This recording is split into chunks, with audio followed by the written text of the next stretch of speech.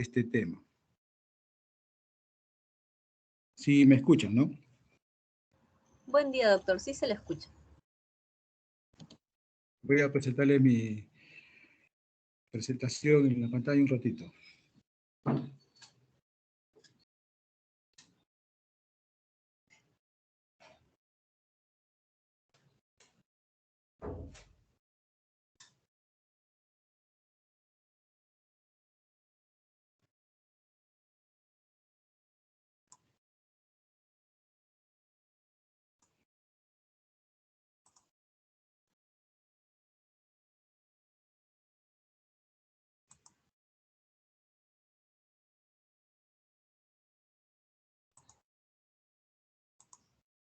¿Pueden apreciar la pantalla? Sí se ve, doctor. Síndrome de hipertensión endocrinal. Bueno, como les venía diciendo, este es un conjunto de signos y síntomas que debemos nosotros tenerlo en cuenta en pacientes, sobre todo, que acuden con una situación de emergencia, ¿no? Porque esto los lleva agudamente a los pacientes a solicitar atención, ¿no? De urgencia. Entonces, los objetivos de este tema básicamente es realizar una buena anamnesis, ¿no? Que es siempre importante y debemos recalcarlo justamente al grupo de práctica, e interpretar los hallazgos, ¿no? Más importantes del examen físico. En el capítulo de neurología, el examen físico nos va a determinar, ¿no? La topografía y la lesión cerebral que puede tener el paciente, ¿no? Asimismo, reconocer los signos y síntomas más importantes que nos hagan sospechar ya específicamente, ¿no? De un proceso patológico como es la presión intracraneal elevada, ¿no? Y asimismo también entender la fisiopatología, ¿no? Y de las manifestaciones de la hipertensión endocraniana. Identificar, ¿no? Esto es importante, los signos de alarma en un paciente con cefalea, ¿no? Es un paciente con cefalea, nosotros podemos decir, este paciente pues, tiene una cefalea leve, que puede ser por una migraña, o esta cefalea va acompañada de algunos otros síntomas que nos hacen pensar que puede tener un evento, en este caso, de hipertensión endocraniana, ¿no? Entonces es importante. ¿Cómo definimos nosotros la hipertensión endocraniana? Entonces va a ser, como estábamos comentando, un conjunto de signos y síntomas, ¿no? Que se va a dar por el aumento de la presión intracraneal. Como nosotros sabemos, la cavidad intracraneal, ¿no? Tiene que tener un volumen constante, ¿no? Dentro de sus componentes, ¿no? Entonces, ¿por qué? Porque como es una cavidad herméticamente cerrada, solamente con con un agujero, ¿no? Que va a permitir comunicar con la médula espinal, y es el único lugar, ¿no? Abierto, entonces es en general una cavidad cerrada, ¿no? Entonces no permite la expansión de volumen. Al incrementarse un poco el volumen, va a generar una presión dentro del cráneo. Perdón, recordar, ¿no? Que en el caso de hipertensión intracraniana vamos a ver tres componentes básicos, ¿no? Uno es la masa encefálica, la masa cerebral, ¿no? Aquí en amarillo, ¿no? Es el líquido cefalorraquídeo, ¿no?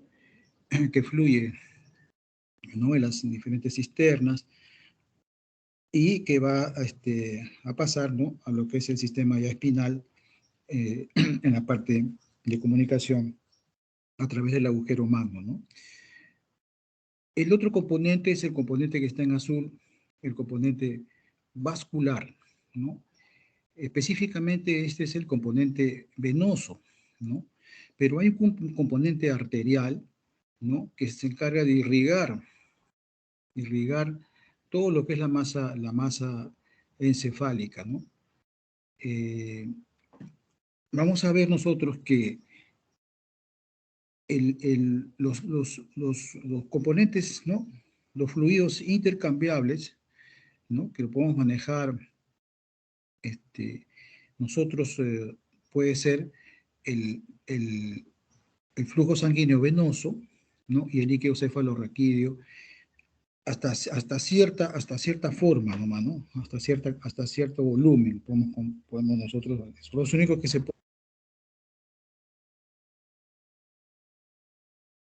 El sistema vascular que se encarga de irrigar arterial, eso no se va a poder modificar. Entonces, cuando hay un cambio de presión, se puede inicialmente, ¿no? Manejando el flujo sanguíneo venoso y el líquido cefalorraquídeo, tratar de compensar. Entonces es importante que graben esta imagen. Vamos a ver esto acá. Entonces, esta presión que ejercen estos componentes que están dentro del cerebro, ejercen una presión que normalmente se considera entre 3 a 15 milímetros de mercurio. ¿Ya? Eso es lo normal, ¿no? Va a haber cambios ciertos con la edad, ¿no? Pero en general esto se considera. Algunas literaturas, si ustedes van a ver también, consideran hasta 20 milímetros de mercurio, ¿no? Como una presión dentro de lo normal. E incluso, ¿no? Cuando pasa eso de 20 milímetros de mercurio, ya están buscando hacer una intervención. Pero los libros, ¿no? En general, un valor máximo de presión intracraneal es de 15 milímetros.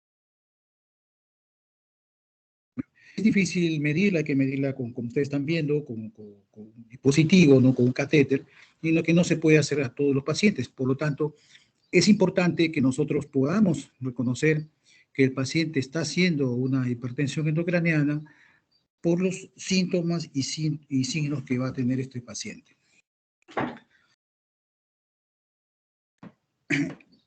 Como les venía diciendo, y para comprender, ¿no? un poco más de lo que es la presión dentro del cráneo, ¿no? Y los flujos y las masas que hay.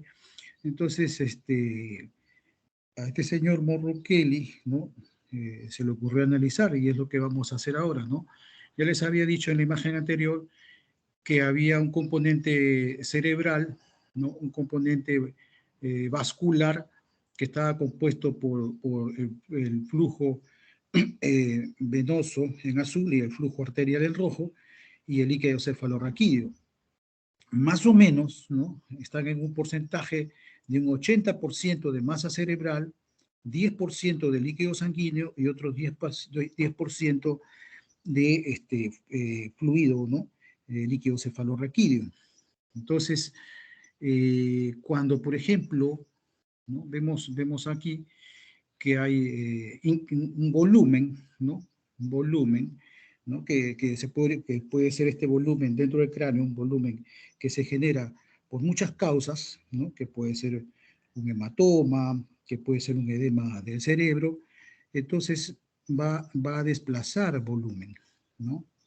Ese volumen que se desplaza es a costa, ¿no? del sistema venoso, ¿no? Que va a drenar, y del líquido cefalorraquídeo que va a pasar, ¿no?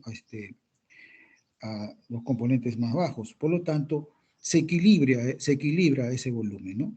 Pero son volúmenes pequeños. Si esta masa, como ustedes ven acá en azul oscuro, se incrementa el volumen, y el volumen va por ocupación de área, crea una fuerza, ¿no? Una presión. Por lo tanto, va a descompensar ya, porque este sistema venoso y el sistema de flujo de líquido cefalorraquídeo tienen un nivel nada más, ¿no? De poder soportar. Entonces aquí ya se va a dar, generar más presión, ¿no? Y como vamos a ver en este cuadro, ¿no? Cuando los volúmenes son pequeños, generan poca presión, pero cuando el volumen se incrementa, eh, un poco más, ¿no? Ven ustedes que tiene un límite muy bajo, ¿no? 10, este volumen. La presión incrementa ya con un poquito más de volumen, eleva mucho la presión, ¿no? Y este paciente acá es donde comienzan a presentar los síntomas, y nosotros tenemos que evidenciar los signos, ¿no? Para poder evitar que el paciente pues siga aumentando su presión y llegue a una herniación, ¿no? Entonces, y eso va a producir pues la muerte del paciente, ¿no? Entonces, hay que comprender eso. Acá un poquito más para que puedan ustedes ver, ¿no? Que lo mismo que estábamos viendo anteriormente, ¿no? Que cuando hay un volumen pequeño, el organismo, ¿no? Compensa a través, ¿no? De la eliminación del líquido cefalorraquídeo y del sistema venoso, hasta un momento en que un poquito más de volumen hace que la presión se eleve tremendamente, ¿no? Entonces, este hematoma, al inicio, ¿no? Producía una presión, un volumen, perdón, que producía una presión, pero que era compensado, ¿no? Después ustedes ven que va a haber, esta masa va a empujar y va a producir pues la herniación, ¿no? Con compromiso, ¿no? Del mesencéfalo, ¿no? Y los núcleos respiratorios, núcleo de presión, que nos va a dar síntomas, ¿no? Que nosotros tenemos que evidenciar estos síntomas para poder clínicamente, ¿no? Diagnosticar que el paciente tiene una hipertensión endocraniana porque hay compresión de la parte del cerebro, del sistema nervioso central bajo, ¿no? Aquí lo mismo, ¿no? Lo mismo es el flujo sanguíneo cerebral, ¿no? Es difícil de medirlo, ¿no? Entonces nosotros no podemos decir tanto es el flujo, tanto se pierde, no sé. Aproximadamente se puede calcular, ¿no? Midiendo la presión arterial media y midiendo la presión intracraneal, ¿no? Pues digo, pero es un poquito difícil, hay que hacerlo en algunos hospitales, ¿no? Donde hay neurocirujanos para poder medir esta presión, ¿no? Compararla con la resistencia vascular del cerebro y tener pues el flujo sanguíneo cerebral, ¿no? Entonces, por eso es que por la dificultad en que hay de calcular esto, entonces hay que darle mucho más valor, ¿no? A la parte clínica, que es lo que vamos a ver ahora. Entonces, como ya decíamos, ¿no? Un promedio de la presión dentro del cráneo es de 15 milímetros de mercurio como máximo, como máximo. Cuando ya pasa, lo estamos viendo, esto se va a ver sintomatología de una compresión, ¿no? Mesencefálica y protuberancial.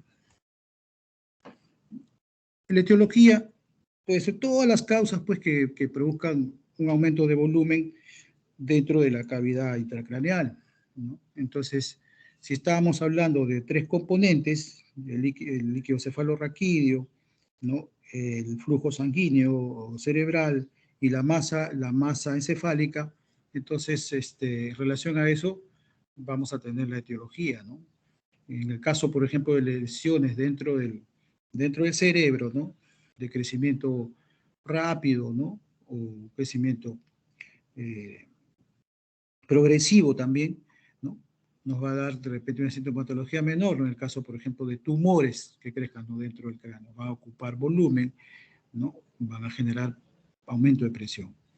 Abscesos, granulomas, quistes, ¿no? Hemorragias del encéfalo, que son pues, algo más agudo, los aneurismas, que son agudos, ¿no? Entonces tenemos varios tipos, ¿no? De eventos que van dentro del cerebro, que van a producir, ¿no? Volumen y presión. Dentro de lo que es las afecciones del flujo de líquido cefalorraquídeo, no sea una obstrucción o una sobreproducción de líquido cefalorraquídeo, también va a generar, ¿no? Entonces, por ejemplo, en sobreproducción, hidrocefalias congénitas o adquiridas, ¿no? Cuando hay aumento de secreción por los plexos coroideos, ¿no? En el caso, por ejemplo, de problemas inflamatorios como la meningitis o meningoencefalitis, ¿no? Que van a producir bloqueo del espacio subaracnoideo, ¿no? O fracturas de cráneo, donde vea compromiso de los agujeros que permiten, ¿no? La evacuación del líquido cefalorraquídeo. Y enfermedades, ¿no? Que producen aumento de volumen a nivel cerebral, ¿no? Como son las meningitis, meningoencefalitis, el edema cerebral, ¿no? Por muchas causas, ¿no? Principalmente, ¿no? Principalmente lo que es el trauma, cráneoencefálico. También la encefalopatía hipertensiva, o compresiones o trombosis venosa. Entonces, las causas son múltiples y están relacionadas a cada uno de los elementos, ¿no?, que se encuentran dentro de la cavidad cerebral. Acá, por ejemplo, pueden ver ustedes una hemorragia intracerebral, ¿no?, que ocupa un buen porcentaje del parénquima cerebral, desplazando, pues, ¿no?, y comprimiendo las estructuras, ¿no?, y cavidades del cerebro, ¿no?, y produciendo, pues, hipertensión. Acá una imagen ya de lo que es una hidrocefalia, ¿no? O sea, hay más cantidad de líquido cefalorraquídeo. Entonces, normalmente hay astas, ¿no?, son más pequeñas, ¿no?, y aquí están muy dilatadas. Aquí, por ejemplo, vamos a ver, ¿no?, algunas patologías, ¿no?, que con frecuencia la podemos ver y que producen tanto efecto de masa como un edema propio, ¿no?, de la estructura cerebral, ¿no? Y si hay compromiso también del líquido, la circulación del líquido cefalorraquídeo. Cuando vemos, por ejemplo, un traumatismo cráneoencefálico, ¿no?, va a haber un efecto de masa porque probablemente este paciente haga un hematoma, ¿no?, tanto epidural como subdural, ¿no? El propio cerebro va a producir ¿no?, edema, ¿no? Va a haber efecto también de vasodilatación, ¿no? Y no, en este caso no hay una obstrucción propia del flujo, flujo de líquido cefalorraquídeo. En el caso, por ejemplo, de otra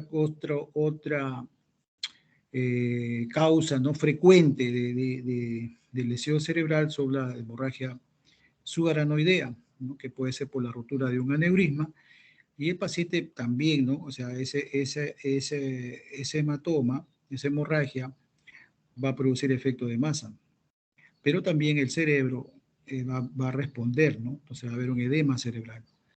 Entonces, en este caso, puede haber una obstrucción, ¿no?, de la circulación del líquido cefalorraquídeo. Y así, ¿no?, vamos a ver que también, por ejemplo, los procesos isquémicos, ¿no?, anóxicos o isquémicos, en caso de un ACV isquémico, produce, pues, edema cerebral, y este edema es el causante que aumente, ¿no?, la presión dentro del cráneo.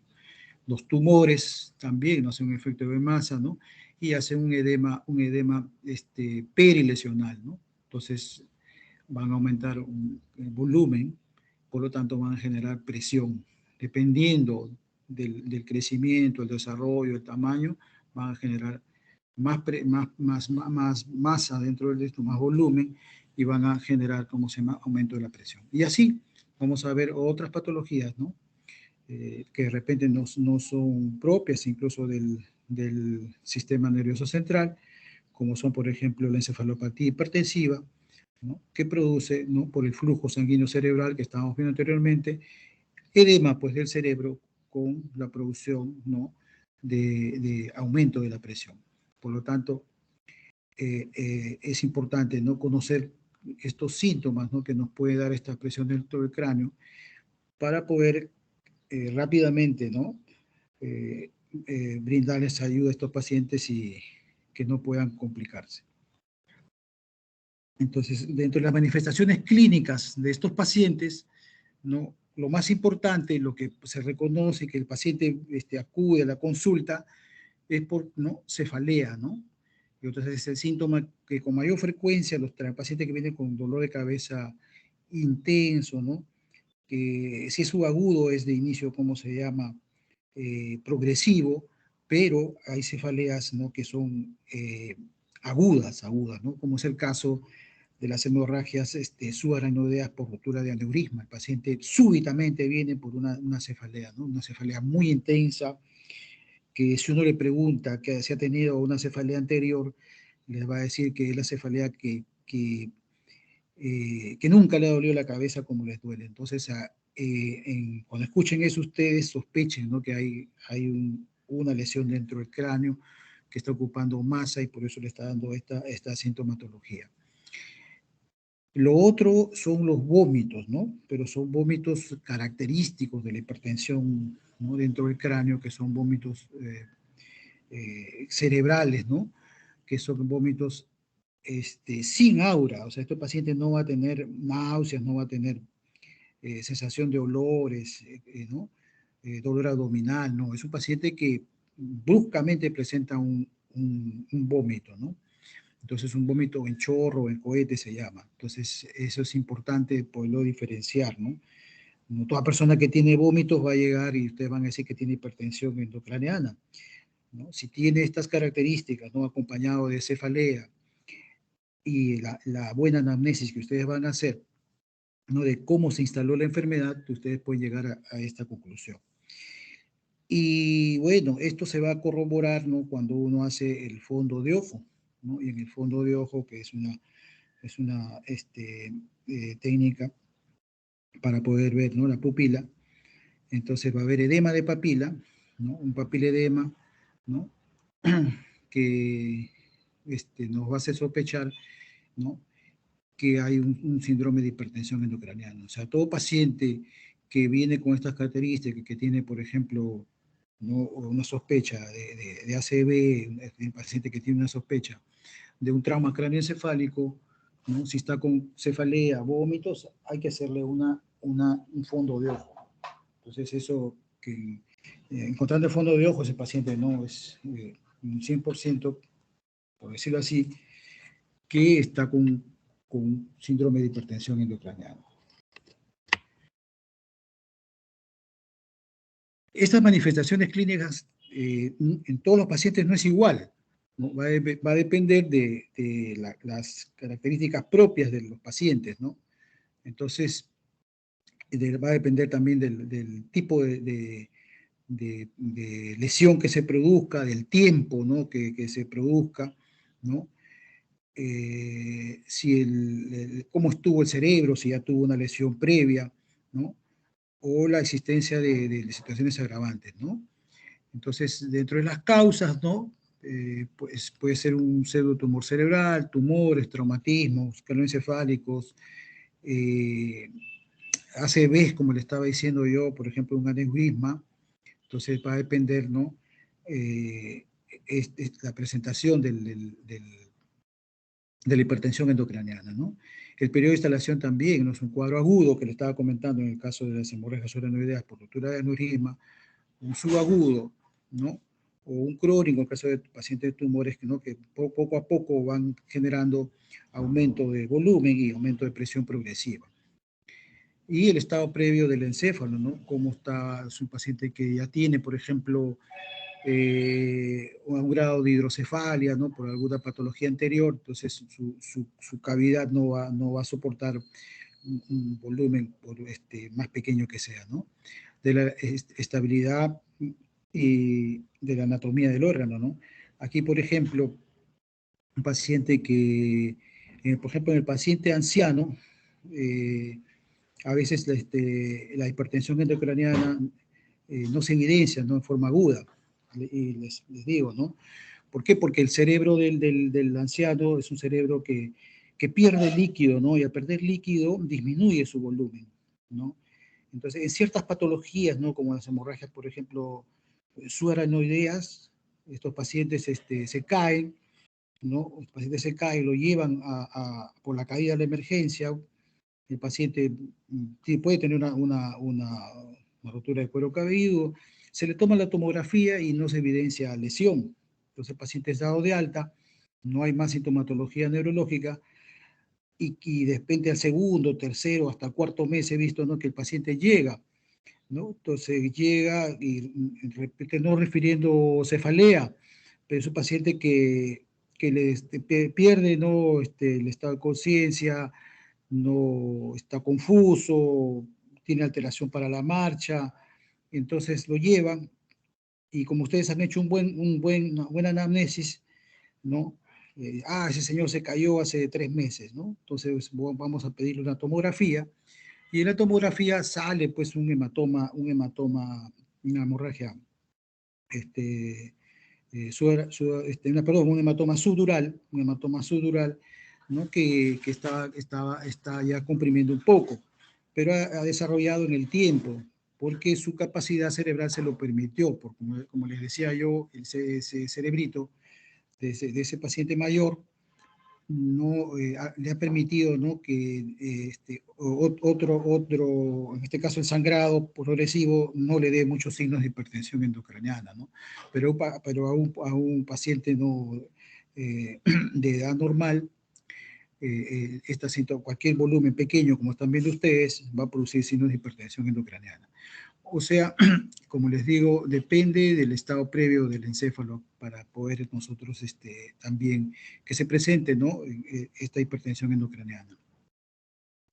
Y situaciones no agravantes, un paciente de repente politraumatizado, que tiene trauma torácico, ¿no? O ya ha tenido, por ejemplo, un ACV previo, entonces estos pacientes van a poder desarrollar con mayor frecuencia hipertensión endocraniana, ¿no? Otros signos que se pueden ver, aparte de la cefalea, del vómito, que es característico, ¿no? Es el trastorno de conciencia que puede tener el paciente en diferentes grados, ¿no? Un paciente que puede estar confuso, como le decía el caso de pacientes mayores, aletargado, con estupor, incluso el paciente puede venir en coma, ¿no? Y este paciente puede tener hipertensión, ¿no? Y con o sin bradicardia. Entonces, incluso, ¿no? Incluso, como les decía yo, algunos pacientes como pacientes mayores no se va a poder evidenciar pues la cefalea, ¿no? La cefalea intensa que pueden tener por las características de su cerebro que estábamos conversando. Entonces aquí es importante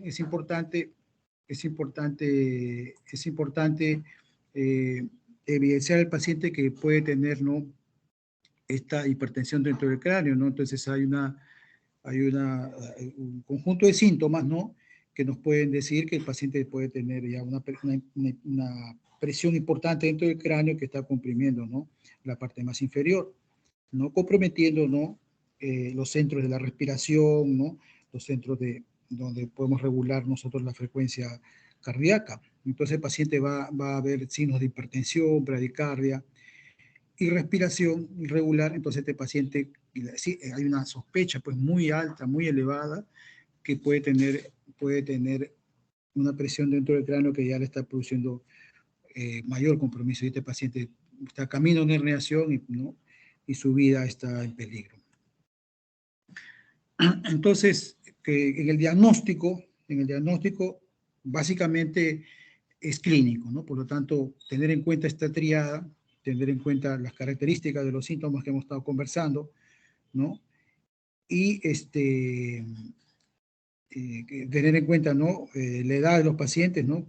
A ver, pero generalmente el paciente viene con hipertensión, con tipo de vómitos, ¿no? Y ojo, es distinto un paciente, ¿no?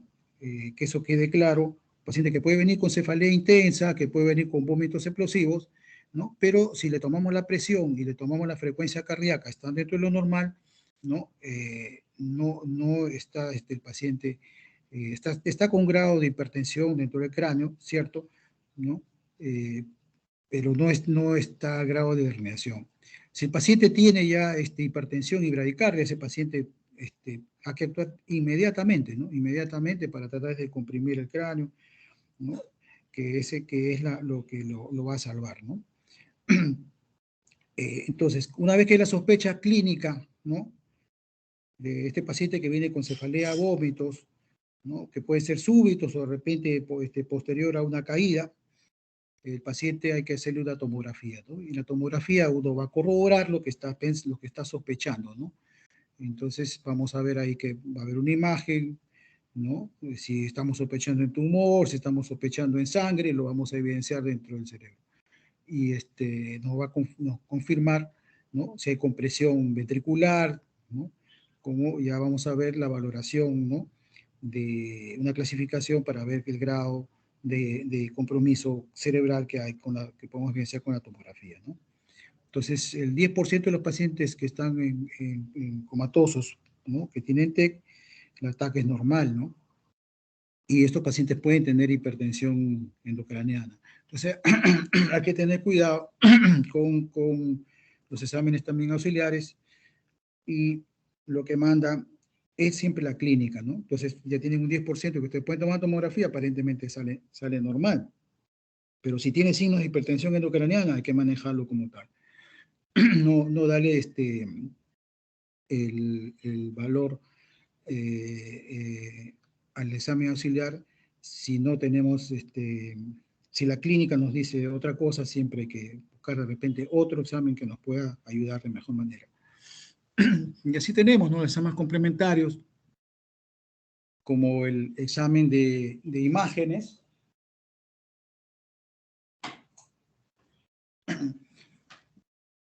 El estudio radiológico, como la tomografía cerebral que estábamos comentando, la resonancia cerebral.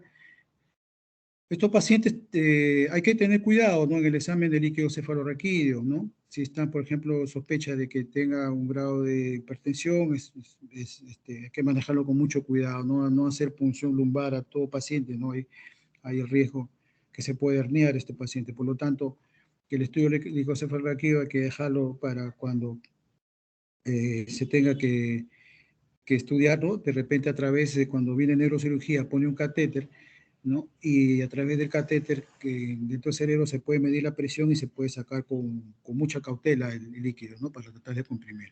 Pero hay que hacerlo con todas las precauciones posibles, ¿no? Paciente que tiene que estar ya en unidad de cuidados intensivos. Así como hay exámenes, ¿no?, de imágenes, ¿no?, de resonancia, ¿no?, que requieren trasladar al paciente, ¿no?, al centro, pues, donde hacen la tomografía o la resonancia. También se pueden hacer algunos otros estudios, ¿no?, como son la ecografía Doppler transcraneal, ¿no?, y el estudio del electroencefalograma, que vamos a verlo a continuación. Entonces, la tomografía, ¿no?, después que tenemos esa sospecha clínica, hemos hecho una buena anamnesis, examinamos al paciente, decimos, no, este paciente puede estar, tiene sospecho que hay una masa dentro del cerebro porque se ha caído. Por la clínica uno puede decir en qué lugar, pues, puede estar, ¿no? Si está en el lado derecho, si está en el lado izquierdo, ¿no?, si hay compromiso ya motor. Entonces nos va a permitir, ¿no?, identificar lesiones intracraneales, ¿no?, que pueden necesitar corrección quirúrgica, ¿no? Por ejemplo, un hematoma sudural agudo, ¿no? O sea que hay que evacuar. Identificar la obstrucción del líquido cefalorraquídeo, ¿no?, si el paciente tiene hidrocéfalo. Un poquito de repente acá la imagen, ¿no? Pero la imagen anterior que le mostré, donde estaba bien aumentado, ¿no?, había una hidrocefalia también, ¿no? El paciente se le puede evacuar. Identificar la severidad del edema cerebral, ¿no? Por ejemplo, aquí, en esta lámina de acá, esta tomografía, ustedes ven que hay un sangrado dentro del parénquima cerebral, ¿no?, que borra, ¿no?, los surcos, ¿no? Borra los surcos, y tiene un edema porque comprime, ¿no?, el cuerno anterior, ¿no? E incluso invade ventrículos, ¿no? Y si uno ve la línea media la desvía también un poquito. Entonces, todo esto es edema, ¿no? Si bien es cierto, hay una lesión vascular con sangrado, pero tiene un componente de edema importante. Entonces, se puede ver el edema en esto, ¿no? Y según la valoración, ¿no?, de tomográfica, nos permite el pronóstico también del paciente, ¿no?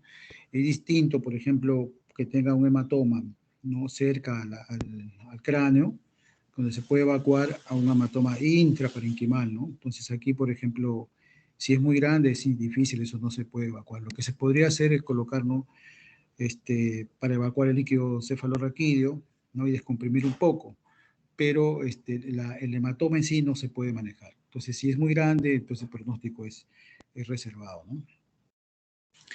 Entonces, la tomografía nos va a permitir nosotros clasificar, ¿no?, a estos pacientes, ¿no? Entonces, hay una clasificación de Marshall, donde dice, pues, que si nosotros tenemos un paciente que acude, ¿no?, por un trauma cerebral en este caso, ¿no? Que es una cuestión particular del trauma cerebral, que es una de las causas de hipertensión endocraniana. Entonces, el paciente tiene un trauma X, sea cual fuera el mecanismo del trauma, y tiene, ven ustedes que se golpeó la cabeza, ¿no? Se le hace una tomografía y de repente es normal, ¿no? Entonces, una tomografía, ustedes ven acá, que se ven ¿no? los conductos, ven los, ¿no? las estructuras, se ven los surcos, ¿no? No hay desviación de línea media, tomografía normal. Pero puede haber una injuria cerebral difusa, ¿no? Entonces, acá ustedes ven, ¿no? Las cisternas laterales ya no se pueden ver. No se pueden ver porque hay mucho edema, ¿no? Comparen esta que es la normal con esta de acá. Entonces, pero ustedes se fijan en la línea media, ¿no? Y esa línea media que está casi central, ¿no? O de repente tiene una pequeña desviación, ¿no? Pero que no sobrepasa los 5 milímetros, ¿no? Entonces, y la densidad de la lesión tampoco no es muy marcada. Por lo tanto, este paciente, ¿no? Por el edema cerebral que tiene, ya es su clasificación de Marshall 2 en pacientes con traumatismo cráneoencefálico, ¿no? Si es que este paciente presenta, ¿no? Ya un borramiento completo de las cisternas que están comprimidas y ni se ve, ¿no? Acá de repente se ve un poquito, pero acá no se ve. Hay gran edema. Y si esta línea media trazamos nosotros, ¿no? Y está, ¿no? Todavía conservando menos de 5 milímetros, ¿no? Y no hay una lesión, no hay lesión de alta o media densidad, ¿no? Como lo vamos a ver acá, por ejemplo, ¿no? Esto es lo que vamos a ver. Está todo parejo, ¿no? Entonces, el tejido cerebral no se ve que vea una masa, no se ve sangrado, pero hay un gran edema y ya completamente está borrado las cisternas, ¿no? Y tenemos una injuria difusa, ¿no? 4, que es la de acá, donde vamos a ver, ¿no? Que las cisternas basales están comprimidas, ¿no? Están comprimidas, en este caso hay una lesión en el lado izquierdo del paciente, ¿no? O están ausentes, en este caso están comprimidas, ¿no? Hay una desviación, mire, si esta es la línea media, nosotros trazamos así, una línea media, y hay una desviación, pues, ¿no? Mayor de 5 milímetros hacia el lado opuesto de la lesión, ¿no? Y vemos nosotros no hay lesión, ¿no? No hay lesión, solamente se ve el edema que desplaza. Después vamos a ver nosotros que hay lesiones, ¿no? Puede haber lesiones, como estas lesiones acá, que son sangre, ¿no? Que se evidencian, aparte del edema, ¿no? Entonces, pero están dentro del cráneo, ¿no? Aquí, por ejemplo, este paciente ya se le ha evacuado, se le ha hecho una craneotomía, como ustedes pueden ver, y se evacuado el edema, pero queda, ¿no? Queda la secuela. Sin embargo, al hacer esta intervención, ya la línea media está ¿no? conservada, se han abierto un poquito las cisternas y se ha disminuido la presión dentro del cráneo, ¿no? Entonces, es importante. Este caso es un caso de, esta clasificación específicamente es para pacientes con trauma, pero lo importante es que pueden ustedes ver las diferentes, ¿no? Las diferentes fases de cómo se puede comportar un evento, ¿no? En este caso, una hemorragia dentro del cráneo, ¿no? Por trauma, y que al inicio de repente no se puede ver, ¿no? Pero es importante monitorear al paciente con los signos y síntomas, y el paciente puede entrar con una tomografía de este tipo y evolucionar, ¿no? Rápidamente, ¿no? A un sangrado, ¿no? Que se puede ver posteriormente. Entonces es importante, nos va a servir, como decíamos anteriormente, para ver el pronóstico y monitorear al paciente las tomografías. La resonancia magnética nuclear, ¿no? Es una técnica, ¿no? Radiológica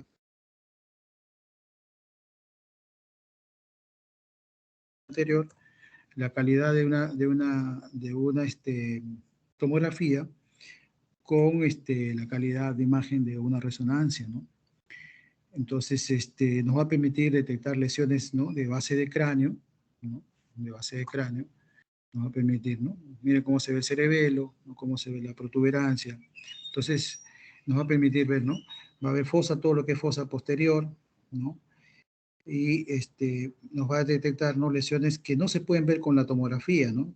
Y por eso que este es un examen que nos puede ayudar en muchos casos. Entonces, es 5 veces más sensible que la tomografía para detectar lesiones no hemorrágicas, ¿no?, como lesiones axonal difusa y contusiones. Para manejo de emergencia, en realidad, lo que nos interesa es ver, ¿no?, las lesiones de sangrado, de trauma, ¿no?, que nos permite el manejo muy bien, ¿no? Entonces, entonces, no a todo paciente vamos a decir, no, porque más fino vamos a pedirle la resonancia. No, hay algunos pacientes que van a requerir un poquito más de sensibilidad. Pero, en general, ¿no?, la tomografía es lo que tenemos, el examen auxiliar radiológico más importante en el paciente de emergencia, y que nos permite hacer un diagnóstico rápido, ¿no?, de hipertensión, de compromisos cisternas, ¿no? Y si uno ya necesita algo un poco más fino, ya podemos pedir resonancia, ¿no? Ahora, la resonancia no es un examen que se haga con rapidez en emergencia, es un examen que hay que programarlo, ¿no? Entonces, para situaciones de emergencia, con la tomografía es suficiente. Hay otros métodos no invasivos, ¿no?, como la ecografía Doppler transcraneal, que nos permite a nosotros evaluar, ¿no?, en el cerebro, ¿no?, la velocidad del flujo sanguíneo, ¿no? Entonces, pero de algunas arterias, ¿no?, proximales, ¿no?, al cráneo, y ver cómo está su flujo arterial, ¿no? Entonces, es importante porque, por ejemplo, si hay edema, entonces no va a haber buen flujo y nos puede orientar también al manejo, ¿no? Esto no se hace con frecuencia en pacientes, ¿no?, que tengan hipertensión endocraniana, pero algunos pacientes se pueden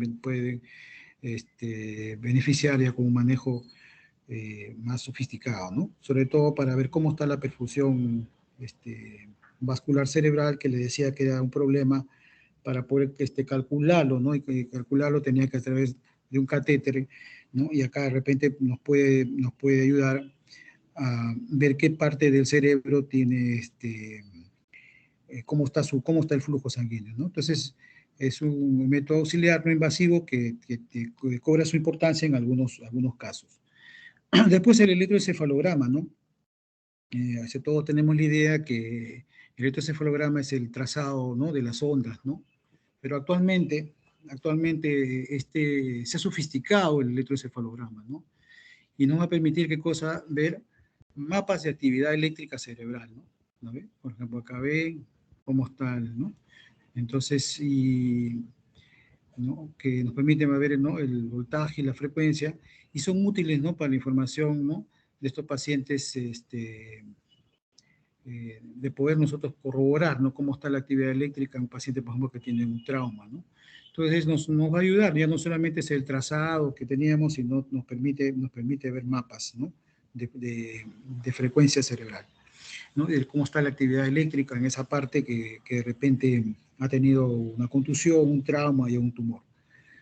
Y también nos va a permitir a nosotros, ¿no?, por el estudio de dipolos, ver, ¿no?, el foco, ¿no?, de alteración eléctrica, ¿no?, donde se produce, ¿no?, ¿no?, por ejemplo, una descarga, ¿no?, para los pacientes con epilepsia, ¿no? Entonces, y si es que puede ser asequible, ¿no?, esa lesión focal, ¿no?, a la cirugía. Entonces, ahora nos permite este electroencefalograma tener también información de cómo está la función, ¿no?, y también, ¿no?, de ver, localizar una lesión que podría tener tratamiento quirúrgico. Entonces, esto es lo que les quería presentar, ¿no? No sé si hay alguna pregunta.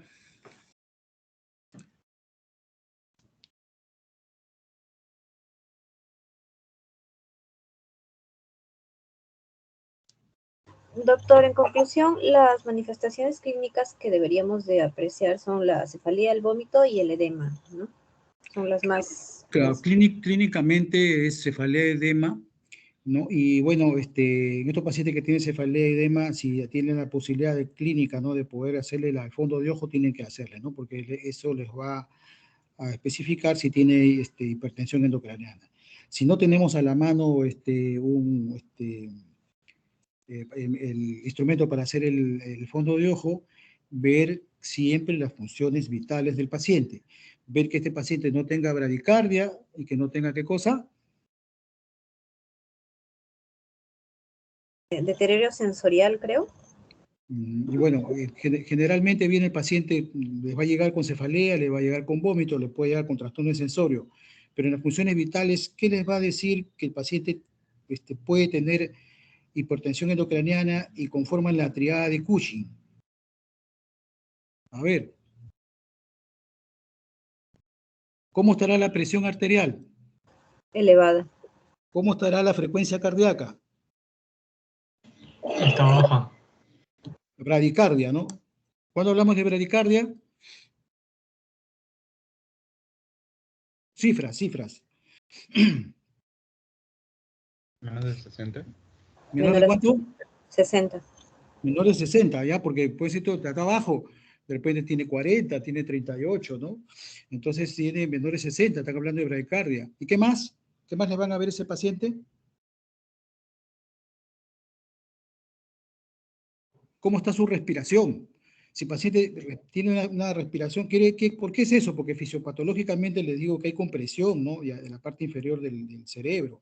Entonces los centros de la respiración, de la regulación de la presión, se están alterando. Entonces el paciente está haciendo hipertensión endocraniana ya con sospecha de herniación. Entonces es importante la parte clínica. Entonces es distinto, por eso les decía, un paciente que les venga, que les consulte, que si bien es cierto, puede tener una cefalea intensa, puede tener esos vómitos explosivos, pero si usted le toma sus funciones vitales, si están dentro de lo normal, todavía le va a dar un tiempito, ¿no? Para poder diagnosticar, ver, ¿no? Pero al otro paciente que venga con frecuencia cardíaca baja, con presión arterial elevada y que tenga problemas para respirar, entonces este paciente tiene que llamar urgente, ni siquiera, por ejemplo, corroborar con la tomografía ahí mismo y que venga el neurocirujano para que descomprima, porque si no el paciente se va a morir. Entonces, como les digo, esto es importante, ¿no? Para el manejo. ¿Ya? ¿Alguna otra pregunta?